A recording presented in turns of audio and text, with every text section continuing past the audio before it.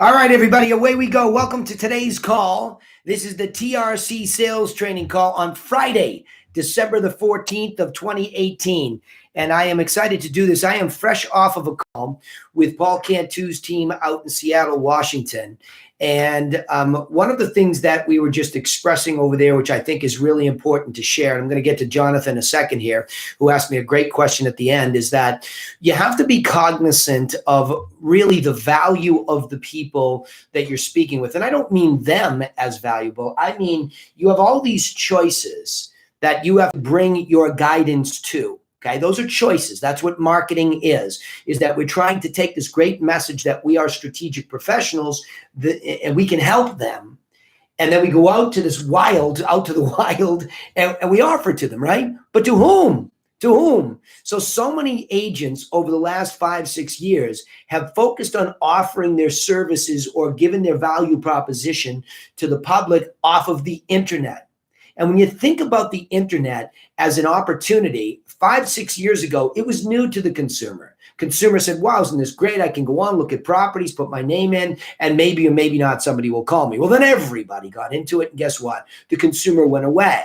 So the consumer who's more quality in the context of real estate for you, meaning that they're more serious, not the quality of people, but the quality of their timing and their motivation. It's more now. And when I say now, I'll bracket it in a 12-month time frame, telling you that I think that's the reasonable spot for you all to pay attention, right? Inside of 12 months is a reasonable time frame for all of you agents to think, okay, I have a shot if I can make a good value proposition to take it from this initial conversation into this relational type of situation where I'm following up. And I'll get into the pieces of that when Jonathan asks his question that he just asked me, okay?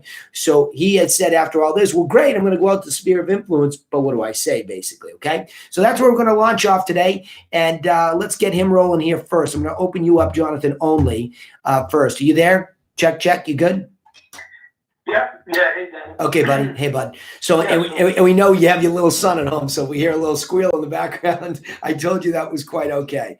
All right, so let's hit it. Go ahead. So take me what you were just thinking. Like, give everybody a little bit of a context. You were sitting there listening to this, Sure. And you get to your question, how, and then ask the question. Yeah, so my question is basically, if we understand that internet leads, the proposition there was very simple. It was you're getting access to listings and properties that you might not have access to, but since internet leads don't have access to that, very simply to at the tip of their fingers, now it becomes, okay, if we're going to focus on people that are doing that on their own, sphere of influence, friends, family, former coworkers, and you know that they're looking, you know that they have access to also pricing information, at least some, it's not human made, it's still computer generated. Sure. But they really seem to trust that information that provided by Zillow, Redfin. Your value proposition is, in my opinion, it's probably still access to properties in person. But I think it's more so expertise and trust.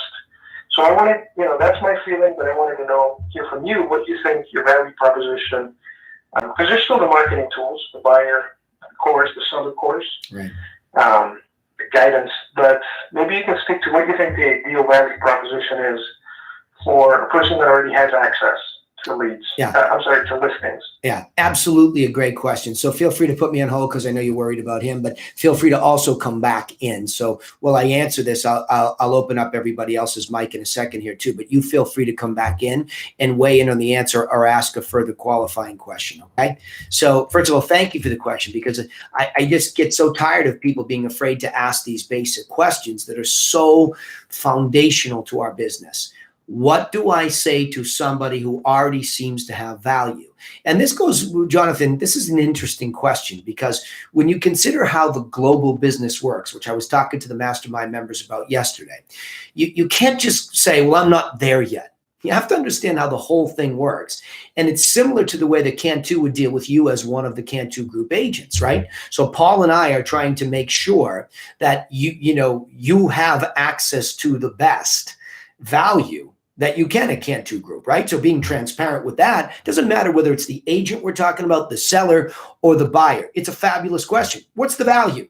Why should I do business with you, including all the other options that I could do business with, but also including doing nothing at all? And that's the essence of what the foundational discussion or debate around unique selling proposition lies. And then everybody gets weird about it. They start making up all these weird programs and they're like, well, I have to jump through 6 hoops of fire and then I can do what? What's unique, Jonathan, is you.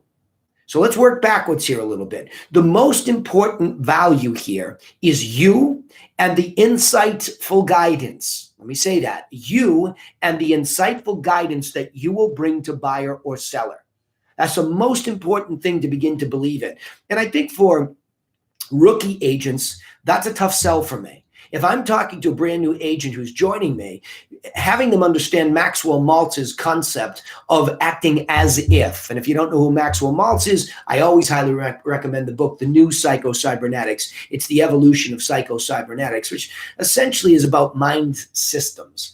And we have to act as if we are valuable, even as rookies or people who have never been to a championship game, whatever it might be. It's a belief system first.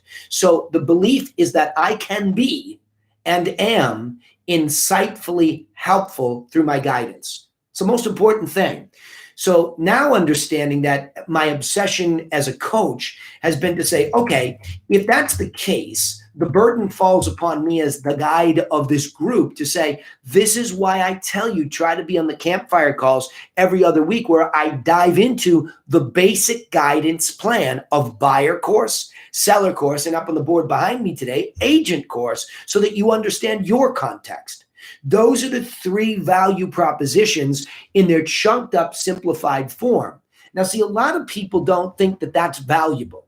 But let me ask you, how valuable would a guide be if you were lost in the woods, the sun was beginning to set, and you could feel it getting colder and wetter as time went on? And suddenly you're like, I can't tell. The sun's down, it's behind the clouds. I don't even know where I am. I'm lost. I'm disoriented. And somebody shows up with a simple compass and says, good news. The camp is to the south, and here's my simple compass. So why don't we walk in the direction of where it tells us south is? You would hug them, right?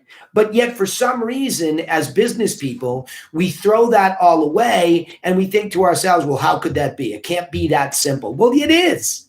It is. In a world of busy people, and I remember my brother, I always pick on my brother in this example, but he would always tell me early on in his career, but that guy's savvy.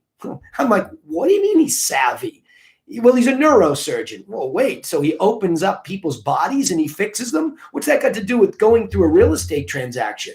Most people don't do that, let alone every 7 or 8 years, right? So what are you telling me he's savvy for? If he's buying properties every other month or something like that as an investor, maybe. But this is what we do every day. And even as a student of it, synthesizing information, for example, on these types of phone calls, you're way ahead.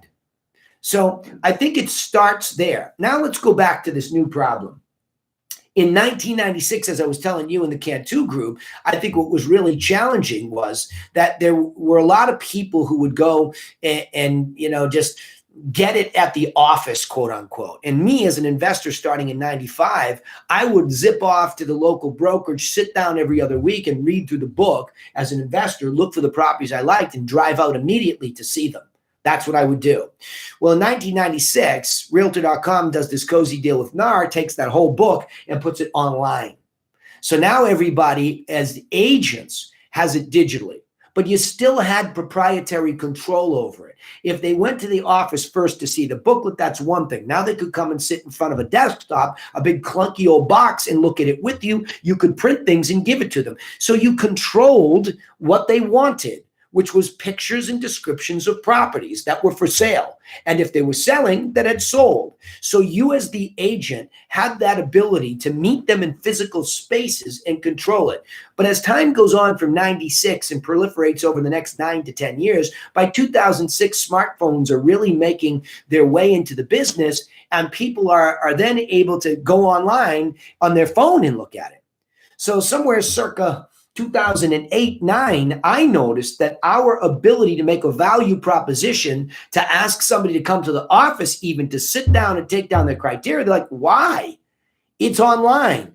And by that time, now Trulia, Zillow, and Realtor really was understanding they had competition from Trulia and Zillow. So you get the three bigs out there doing a better job than the entire industry at simply taking property through a feed and giving it to the consumer in a pretty way and not forcing them to opt in to see it, he said and repeated. Just gave them the experience, then gave them the app to experience it, but it's still our information from MLS that's going out to them.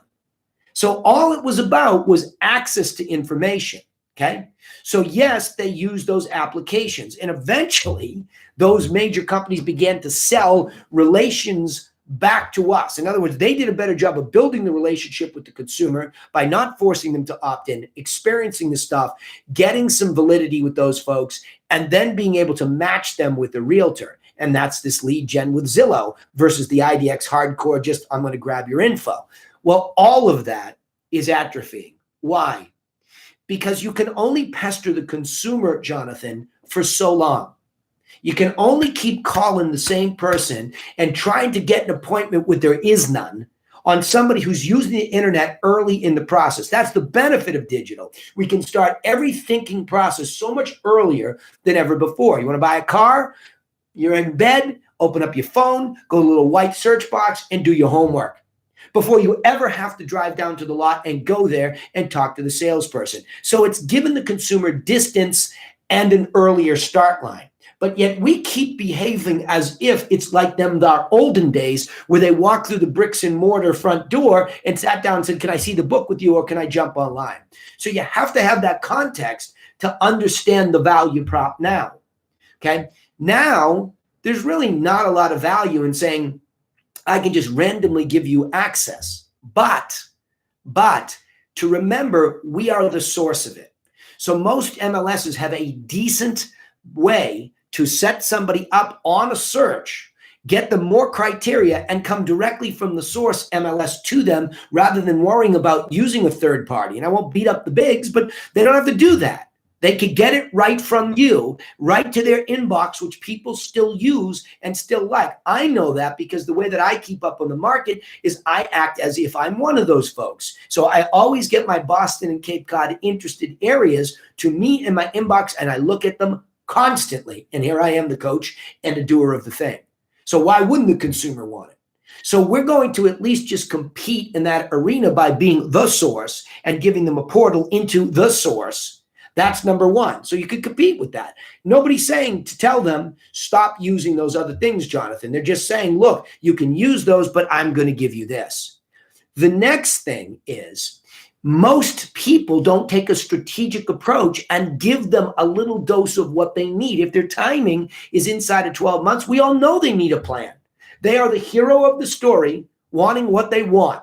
But that's going to cause problems because now they have to sift and sort and guide their way through not just the information, but also the process. So we give them a dose of what they need. So we've got the buyer course, the seller course, and if you're recruiting, the agent course. Now you have this courseware, getting what they want, properties, and tips on buying and selling. And they're coming both from whom? You. Now, Goldilocks comes in and says, hey, don't call this guy back up that just said yes to this stuff and is getting it and say, hey, we talked a week ago. How's it going? Ready to go? Don't do that. But yet agents continue to do that every day. And they say to me, well, what do you say after the first call? You don't say anything. You add insight. What people want to know is a little bit more and a little bit more. And if they don't know what to ask, tell them how the market's going. Because what they wanted the most was property info. The most insightful property info is the stuff that's sold for buyers too. Why? It shows them what the money bought in the last 30 days so that when they're pre-approved, and if they're not pre-approved, guess what that's part of? That's part of your strategy. Hey, you got to get pre-approved, but I'm paying cash. Decide how much cash you want to spend so I can sell you solds and show you what that money buys. And if you don't like it, we'll make adjustments. So we've got 3 layers now in this relational thing. One, information direct from the source, pictures of properties that sold for both buyers and sellers, and for sales for the buyers who want to see those as well. Next, tips on how to buy and sell in a strategic way with or without you. Both of those gifts given to them. And third, the gift of your periodic insight, weekly, bi-weekly, monthly, bi-monthly, or quarterly, inside that 12-month time frame, trying to be like Goldilocks in that relationship, not being too hard, not being too soft so they run away, right? Or you forget them and they go and cheat on you. Too hard, you're going to compel them to go away anyway, but kind of just right. Listening, adjusting, saying, oops, looks like he's going to be a little longer. Bi-weekly's too soon. I'll catch you in a month.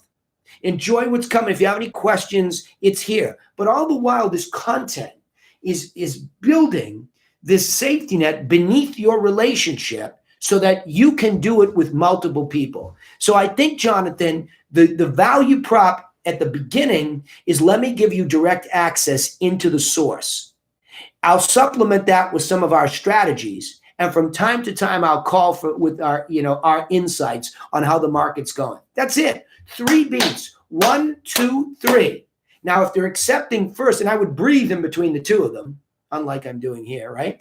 I would breathe after the first one. Let me give you what you want through the source.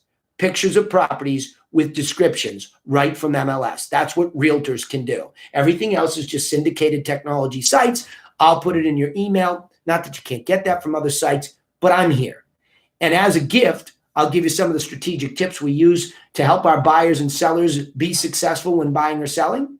And I'll call you up and let you know my insights as to where the market's going and how things are happening. That is a killer value proposition, right? That is a lot of stuff. And I'll go back to where I started, Jonathan.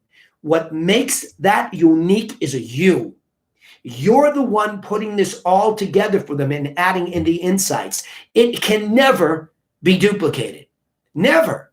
So the better listener you are, the better student of this game you are, the more you know about the market. It is unlimited as to the number of distinctions you can make and deliver to that person. And I think that's what's absolutely critical to understand this value prop. Now, when you see how valuable that really is, you believe how valuable it is, you are no longer letting the tail wag the dog. In other words, you are no longer allowing all these internet leads to dictate to you how you should be wasting your time following up people that never really even answer. It's this desperado junkie mentality that we have, that we're supposed to pass off information that somebody whimsically gave us just so they could access property, versus the guy down the street that you know from the soccer game with your son. And he starts talking about buying or selling, and you make this offer to him in an already existing relational way, but now you're professionalizing it. All right. So, Jonathan, come back in with me and let me know that all made sense to you, because I want to hear you kind of hit the highlights for me, and then we'll open it up to everybody. Sure. Thoughts? Yeah, no, I think those 3 beats make sense.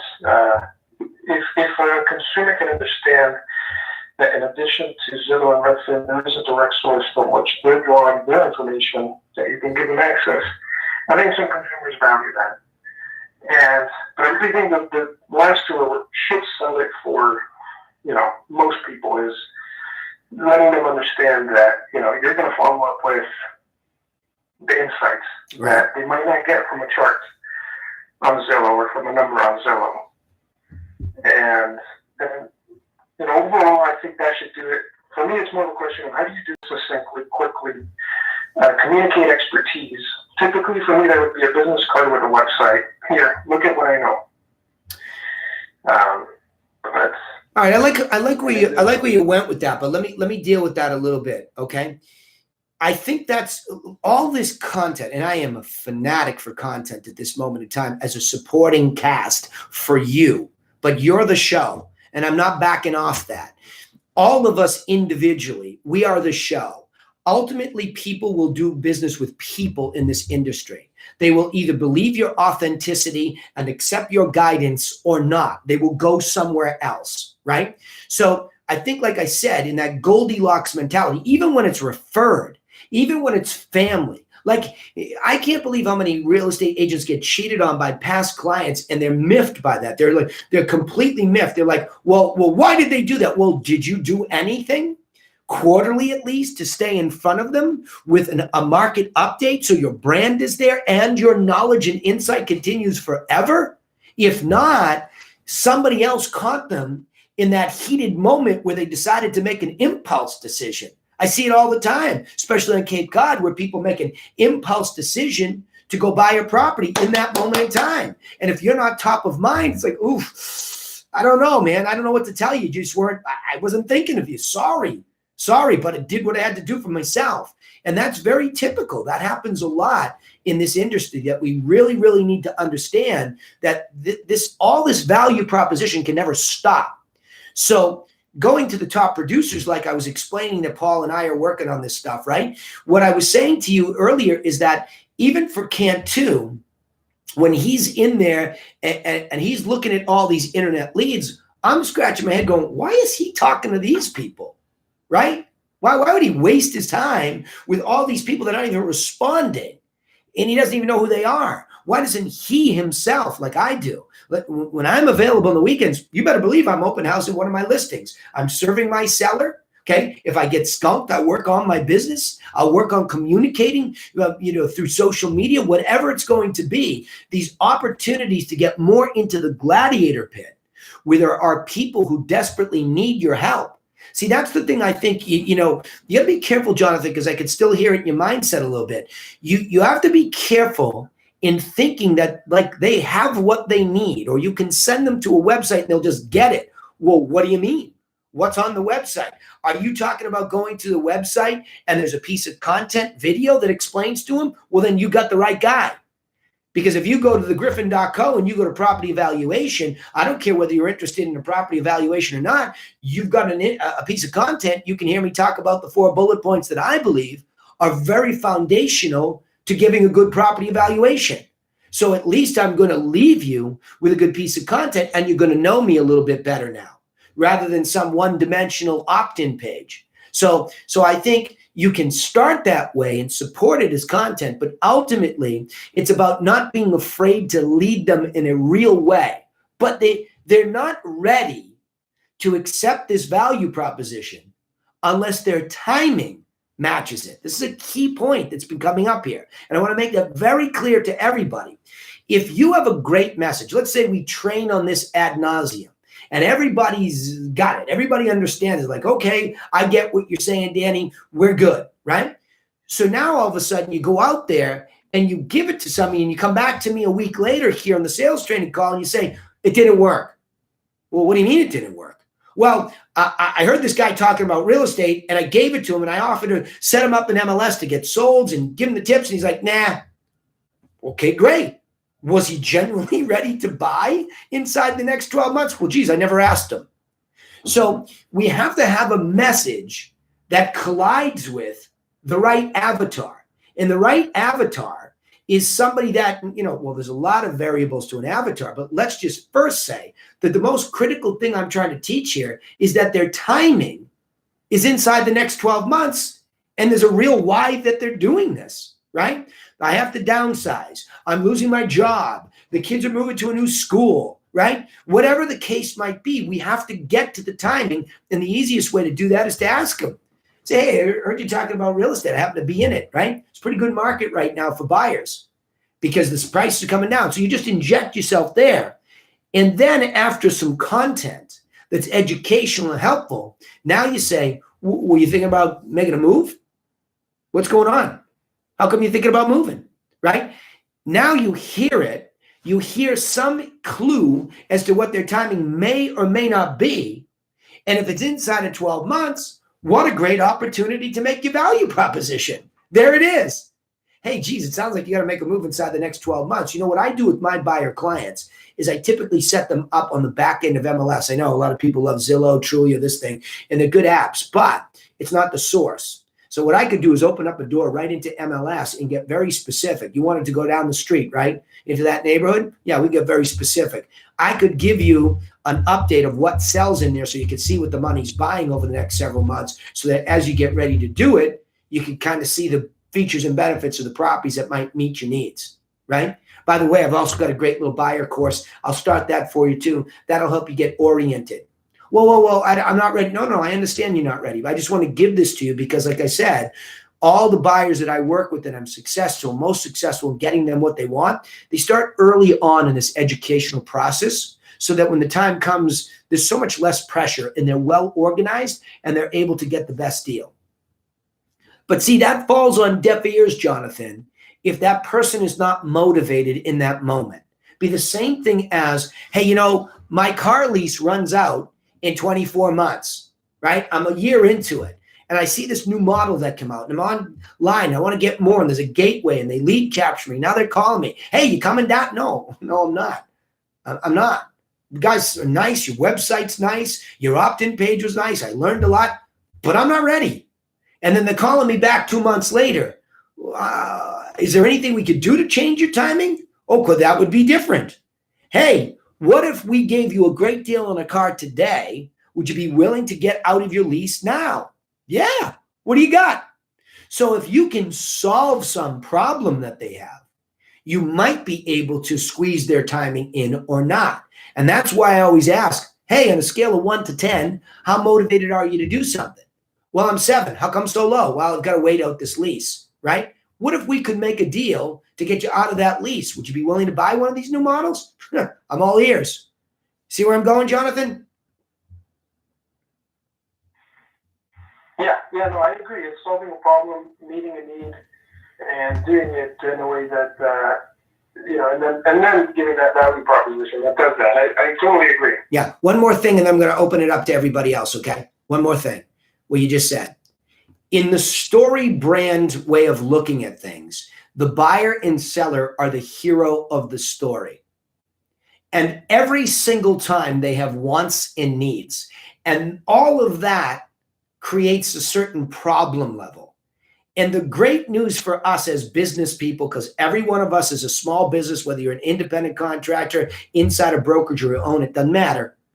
The great news is that mess of wants and needs creates almost like a problematic environment that we can come in as what in the story brand formula?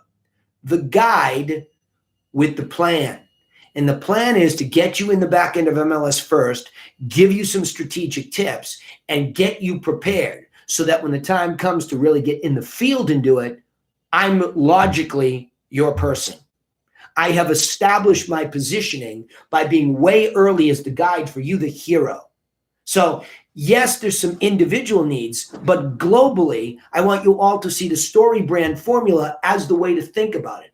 Every buyer or seller that you meet who is serious about doing something, and in the case of this argument today, 12 months or sooner, okay, has wants and needs, and that makes a mess of a problem. You enter that scene as the guide with this plan where you will give properties, tips, and insights. You got it? Okay, I lost him. All right, let's open it up to oh, hey, woo! Sorry, open up the mics there. I should have warned everybody. All right, I want to hear from the rest of the gang here. Let me hear from you all. What do you think about that?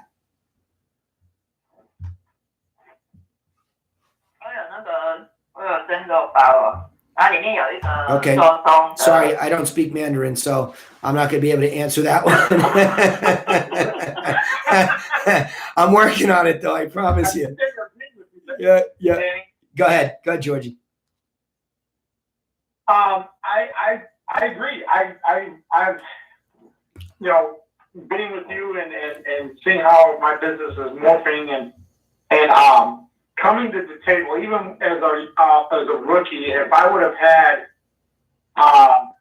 just the gift of I'm giving you this information, I think it would have changed my business. I think it would have changed my whole mindset. It would have made it easier for me to do business because I would have lost the anxiety of what if they throw a question at me I'm not prepared for. Yeah, that happens a lot, George. I've already answered most of those questions.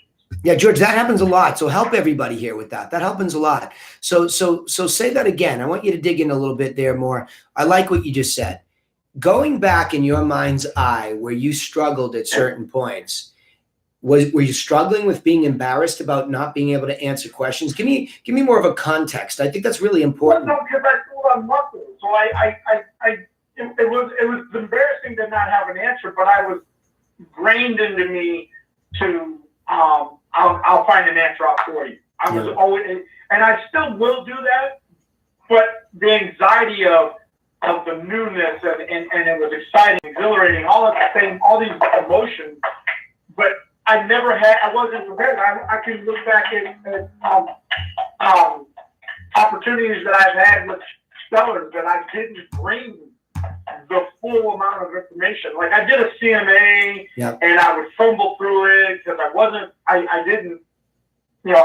drilled into knowing just this area, especially because I wasn't from this area. Yeah. I grew up in Sarasota, Florida. I knew that area like the back of my hand, but I lived in Northwest or Northeast Indiana or Northern Indiana and been living there for a couple of years, so I wasn't familiar. Yeah. You know? All right. So George, so go back and chunk this up. Try to be the teacher here for a second based on what I just said. By the way, if you're joining me late, because I know a fistful of you just did, I went through an anecdote where I trained Paul Cantu's team as we start to move all of his agents off of this delusion that internet leads are going to feed us and bringing it back towards saying, let's get in the octagon of life, meaning our sphere of influence, open houses, whatever low-hanging but not easy to pick fruit that this industry offers, and get in there and figure out when we're doing that what the value proposition is. If our radar goes up through conversational real estate, let's call it that, conversational real estate is available for you all every day. If you go into the wild called life, you will see that shelter is a big topic of conversation that happens pretty regularly. And it's okay to bring it up because it's interesting. Really? You're a realtor? How's the market? How's it going? Everybody loves to ask that question. So the first thing is to be cognizant, whether you arrive new or not, George. Like, let's just say, I want to do more business down the Back Bay in Boston, right? Well, I have been watching the MLS solds for over 36 months now. I know exactly what's happening down there. I know what those trends are cold better than most people because I simply have watched what's going. So if somebody asks me what's going on there, I say, yeah, for the first time in a long time, there's negotiation happening at almost every price range. And it wasn't that. So I know that. So I think that empowers you. I think when it comes to being embarrassed and not knowing whether you're new or I think this is where veterans get flat-footed and they stop doing it. You have to set yourself up with market knowledge first, because that's the number one topic of conversation is the product. What's for sale? What is it going for? But the most insightful stuff is what did it sell for? Because for buyers, that's what the money's buying. For sellers, that's the very stuff that's affecting what they can get. So beyond that, George, okay, what would you instruct a new agent or a flat-footed top producer who's gotten lazy to do that empowered you? What would you do? To get into their MLS and just know the knowledge that we have given to us that we're paying for. Mm-hmm. I mean, it's stuff that's in my dues. It's why I joined to become a realtor. The MLS gives me every bit of information that I need to pass on to when I get hit with that elevator question, what's the market like? You know, I'm like, well, in this area here, it's 220. You know, the average price is 220,000. We're still in a kind of flattening out a little bit. There's more inventory coming in. Mm-hmm. I go, but there's a lot of buyers out there still looking. I have, and that's what I tell them. That's as far as I go. And then, like, are you interested in selling? No, I just was curious about the market. Oh, great. Here's a card. You ever thought about something? I mean, that's all I do. Yeah. Okay. And I've gotten business from that. Because I know what my MLS is telling me. Yeah. And it's real data. It's real. It's not me taking a shot in the gas. It's I pull it and say, this is what the data tells me. So now I've become the expert. Yeah, well, I think, and it's given me confidence. Yeah. Awesome. Go ahead. No, I just think conversational real estate is the key term here today. What is conversational real estate? Yeah. Well, it's conversation around how's the market doing. And so the other thing is, if we'll localize our knowledge more so too, as to where we would like to really consummate, a transaction with a seller or buyer, you know more about that.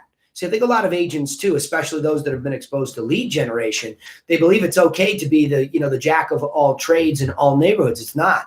I don't think it is at all. I think there's plenty of activity in a more localized place. Not that you wouldn't have to do a couple contiguous areas, but I think you have to narrow that knowledge down, and you yourself have to get the cocktail talk stuff down. Price per square foot, because the consumer likes to talk about that, right? I think that's important. Yeah, go ahead.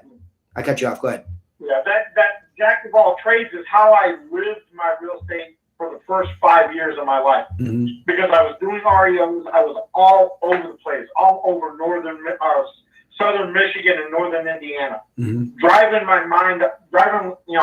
racking up miles, driving my mind crazy, and never using my MLS. Mm-hmm.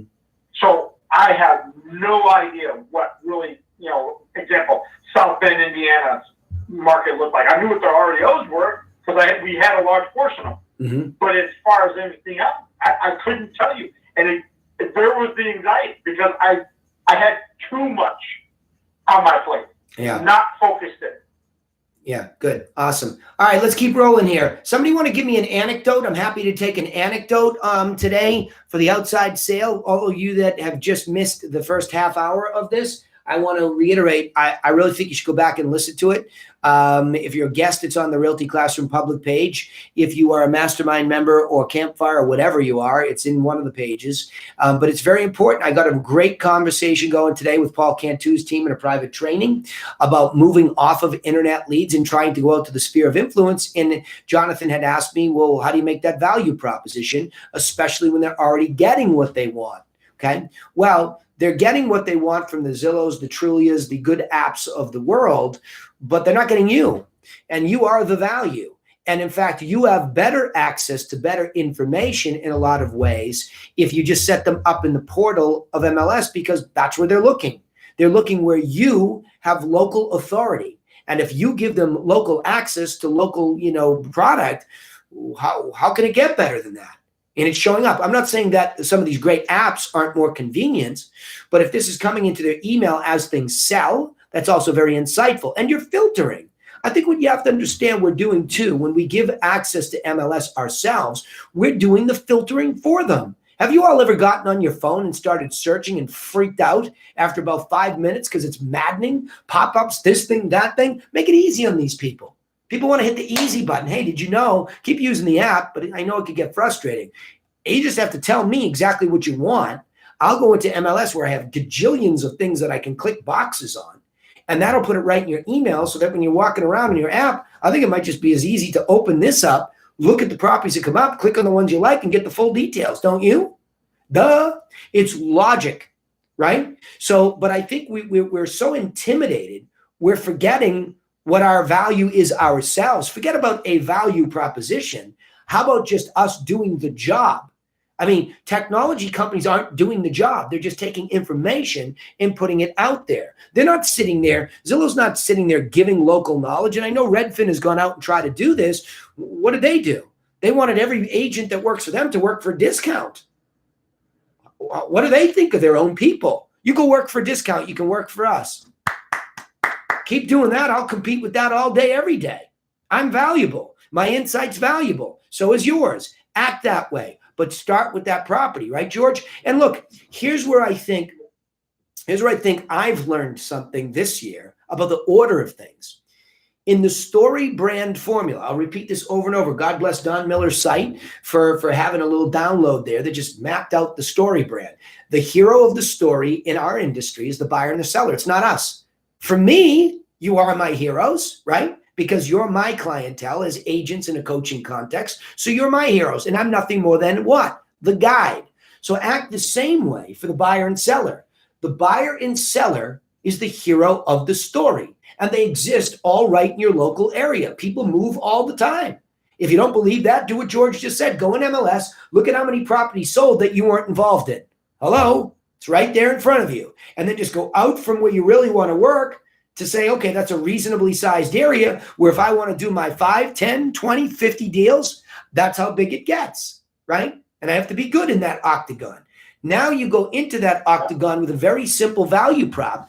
I want to be your guide, and I'm willing to earn that by doing this for free. And the first thing I do is give you access to the local source MLS with all the details you would ever want. This is your gold mine. Why are you going out to syndicated sites? Just get it in your email the way you want it from me, your guide, for free.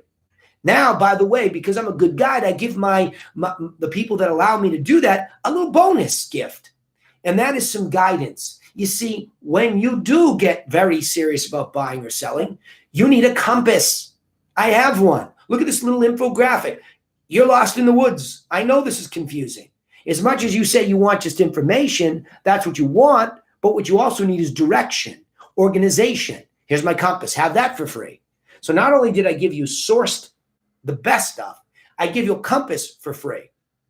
But what I'm also going to do is I'm also going to give you my insights as time goes along, just like Goldilocks. I'm not going to give you the bed that's too hard, meaning I'm there every week when you don't need that. But I'm also not going to forget you and be too soft. So if I know when you're going to do something, I'll call from time to time and say, hey, and even if you don't answer, I'll call. And I'll say, hey, not sure if you saw this in your email that came from the source, but 123 Main Street sold. What a fabulous deal. I couldn't even believe it. I was scratching my head. I'm guessing that's the type of property when your time comes, you'd like to say, just send me an email back. You don't have to bother calling me back. Just tell me if that's one you would have bought if the timing was now, so that I know and I can refine your criteria. That's it. That's called insight around the product. And the cool thing is you don't have to come up with a new script every time.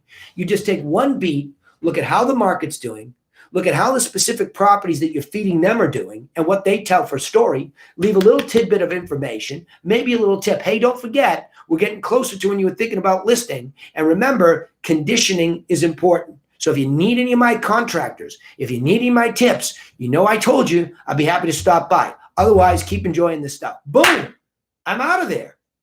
That's it. You just got to get out of there. They don't want anything else from you yet. They don't want it. But you're dripping it out to them in content so that's the greatest thing about digital, George, is that you're able to have MLS deliver for you immediately in the moment. You could never do it as well. Okay. It's sending them what they want when they want it. Doesn't mean that when your follow-up moment comes, you shouldn't be proactive and dig into that and come up with something. That's that insightful thing, right? But you're also giving the tips along the way. And what that's doing is demonstrating to them professionalism. And also the fact that you're not bugging them and you're being respectful is also demonstrating professionalism. And even when they don't respond for multiple months, oftentimes they'll call back and apologize. Say, I was really busy. My kid got sick. It threw me off for 2 months. I'm back on track. So we just always are such whiners about, why won't they call me back, right? Why won't they say anything? Because they don't want to. They don't want to. You just have to be consistent with that. All right, give me another anecdote. Somebody give me a challenge, a sales challenge. I'd love one on the outside sale. That would be cool. Thoughts, questions? I'll take anything. Throw me a bone. Hey, Danny. Yeah, buddy. Go ahead, Chris. Yeah, I'll go ahead and enter the arena. You know, I've always got tough fun. Gnashing of the teeth. What's that? Gnashing of the teeth. Yeah, gnashing of the teeth, right? Exactly. Grinding of the bones. Go ahead. All right. So I got a guy that came off the expired program, and you know, we got our first successful listing off the expired program. Bottom line is he's a really high earner, so he, you know, thinks he's got this attitude like I have that doesn't hurt me to throw money away. He has a really unique property, which of course makes it harder to price from the start. He was like way overpriced when he came into the. He already had another property under contract when we got his listing, and he'd been way overpriced for about 4 or 5 months. We get the listing and we put it up. It was still kind of overpriced. And the bottom line is we're finally getting into the area after 4 months with him. We're finally getting into the area where we determine where true market lies. We're getting we got an offer a month ago. We countered the offer. The offer was about 20K off, and we're in the 300s.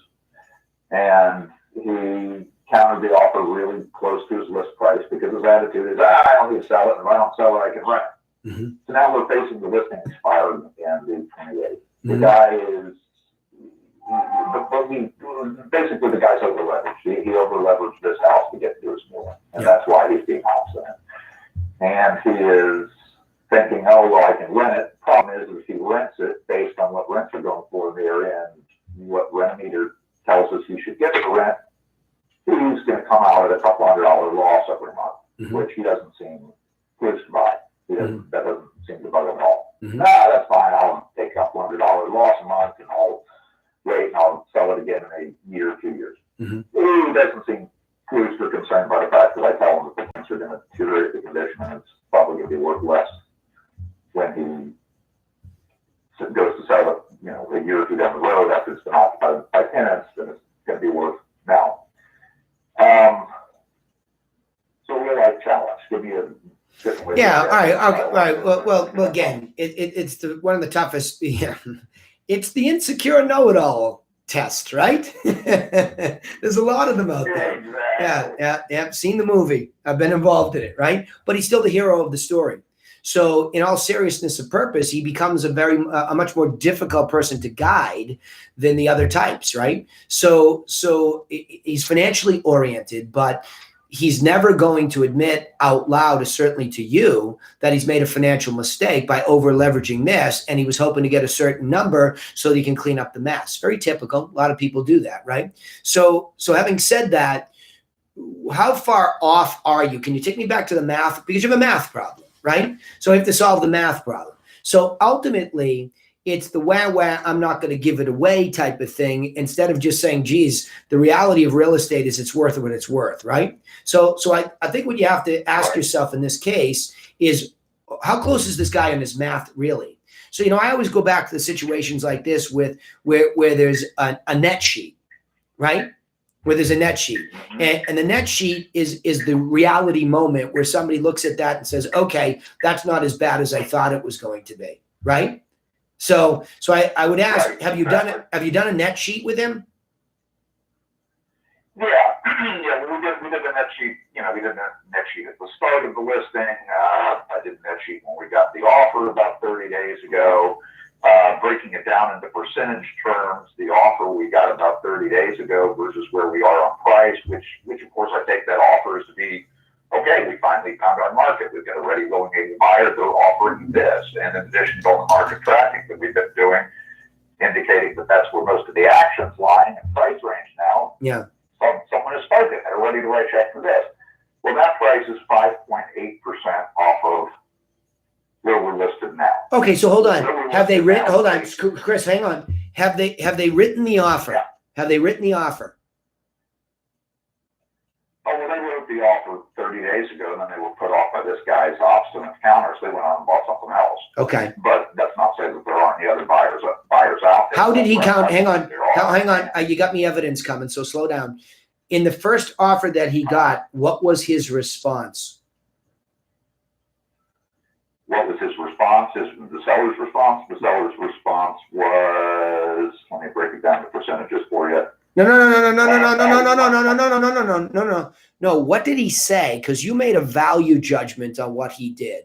You called it, I don't know, an obstinate. I missed it a little bit. What did he say? What did he say? To you. You bring him an offer. We just went back to the same dialogue. Well, geez, I don't know. I'm not going to write a big check at closing, and I'm prepared to bring a couple $1,000, but I'm not going to, write a big check at closing. I can always go on and rent it. And blah, blah, How much? Blah, Okay, blah, hold on. Slow down. You're going downhill too fast. You're downhill skiing on me. Slow down. Okay. You got to break them down. That's a legitimate concern. Like, you tell me you want to go write a check at the table. Do you? No. Okay. So, No. all right. Okay. So how big of a check would he have had to write at that moment in time? To accept that offer? Yeah. About 20 grand. Okay. So 20 grand versus 2 grand. He was willing to write something. He throws 2. They got 20. As far as I'm concerned, I got an $18,000 gap I got to close. Not bad. Not bad is what I'm sitting here thinking. So what did you do? Did you counter? He countered, yes. They did not respond to his counter. They walked. Okay, so what was his counter? How many thousands did he come down? He came off 6. Okay, what's wrong with that? 6 off of what asking price? Sounds like pretty reasonable to me.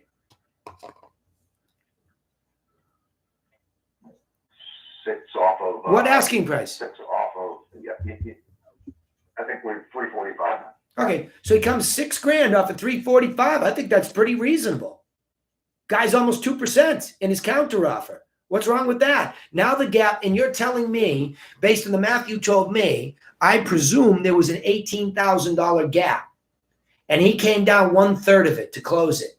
Am I right? Did I get the math right? Actually, yeah. I'm working with round numbers, so no, actually, I mean, when I get into it, it's closer to, $22,000 gap. Okay. All right. So 22, he comes in 6, and they just walk? Yeah. But you acted as if like he was the bad guy.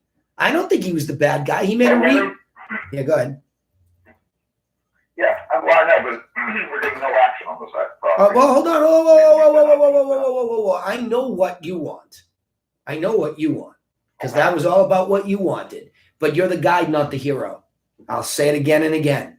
Okay. Right. And that's the only way to get your feet underneath you when people are frustrating. Right.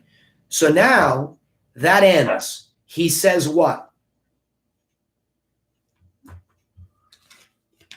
That ends. You mean the buyers walk away? They walk. He says what? Yeah, they walk. They don't counter. He shrugs. I mean, he doesn't. Okay. He shrugs. You get a price reduction from there? Yes or no? No. He stays at 345. Okay. Has he come down off of the 345 since that event took place? No. Okay. You get another offer. How close to the first one? We've not gotten another offer. Oh, okay. So now you're asking me. So you're asking me what to do. Is he getting showings? No. Okay. So it's gone cold since that happened. Yeah. Correct. The offer came in early November. We've had one showing since then. Okay. All right. And so what was? Give me the absolute number they made the offer on and then walked. 325. Okay. I'll give you some exposition of that. A couple of days before that, he had they'd offered 320, and I forget where he countered, but he countered, I think, right at his list price or something. Very little movement. Yeah. And then they walked at that point, and then they came back 3-4 days later, and they said, "Okay, here's another one for 325." Okay, so they came up 5. Right, less than that. Okay, all right, good. I got it. Yeah. I got it. What did they buy? What they bought was something that was actually priced at 339, but had additional different features that ours does not. Like what? 2-car garage versus 1-car garage. More open, unified floor plan. Larger lot. Finished basement. So he got smashed. Have you shown him that? Yeah. Yes. Okay, what did he say? He says nothing. The guy doesn't. Well, hold on. How did you show it to him? Email. Yeah, no good. And, No good. but follow up data. I mean, at this point, do I just need to say to the guy, "Hey, we need to get together"? Because again, he doesn't. The pattern is I will call him and leave a voicemail. He won't return my call. Okay. I'll text him. He won't return. Of course you need to get together. Email. Of course you need to get together. Yeah. Hey, when can we get together to go over where we're at and charting the course to get this done? When can we get together? Now, he probably presumes you're coming in for a price reduction or whatever, but whatever. I don't know how you set these up and how long this guy has been with you, but if he's been, I go back to what I said before about this whole value proposition. Number one, is this guy getting a feed from MLS as a client of yours, updating him every time something comes on and sells around him? New things that would compete with him and things that sell. Is he getting those? Yes. Is he opening them? His wife is. He is not. Okay. So how do you know he's not? Because I can check in on the back end. They know us to Okay, so it's time to say, look, you've gotten a bunch of stuff that's come to you, and it's time for us to kind of review where we're at so we can get the strategy, set up for getting this done.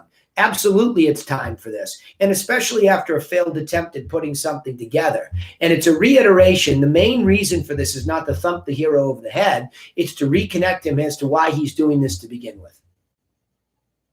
Right? Why are you doing this to begin with? Sure, you could rent it.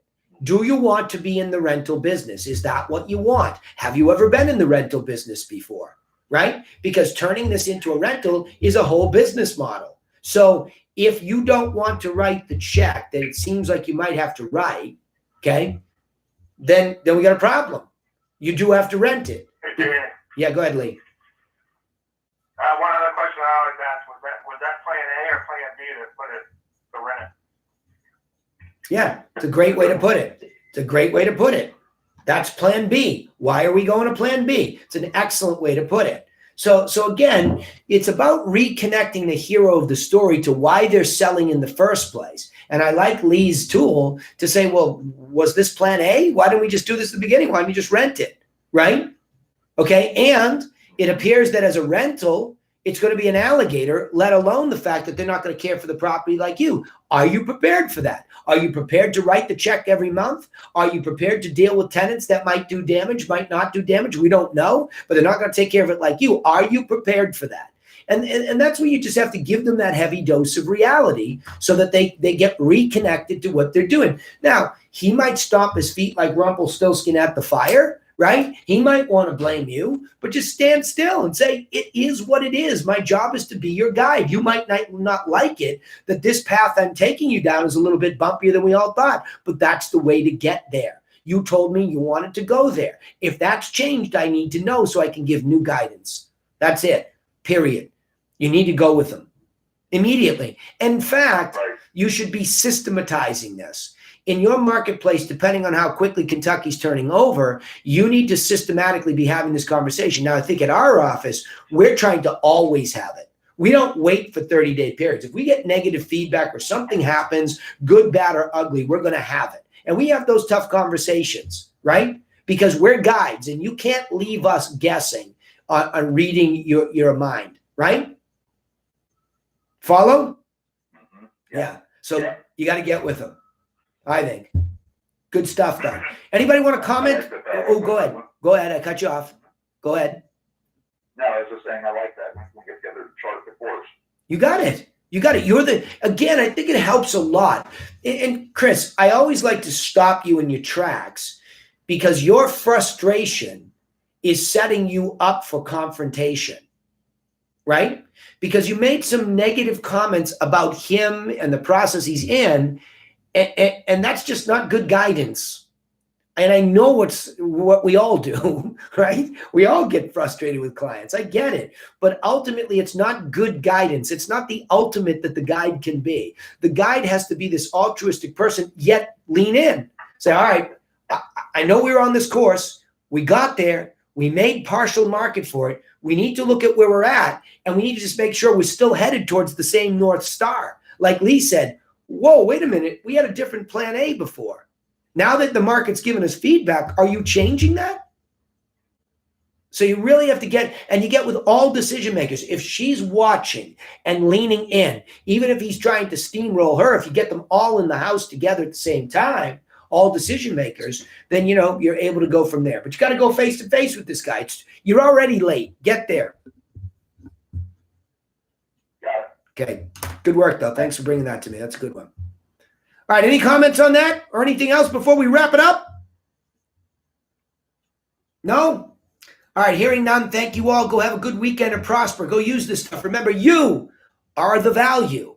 Offer them the back end of MLS. Give them your tips and give your insight over time. That is an unmatchable, unique selling proposition. Nobody can do you. And keep working on it like we do here so that you're more articulate. But George gave the best piece of advice today. Get into your MLS. Know what's going on. It's a marketplace. Go check it out, right? There you go.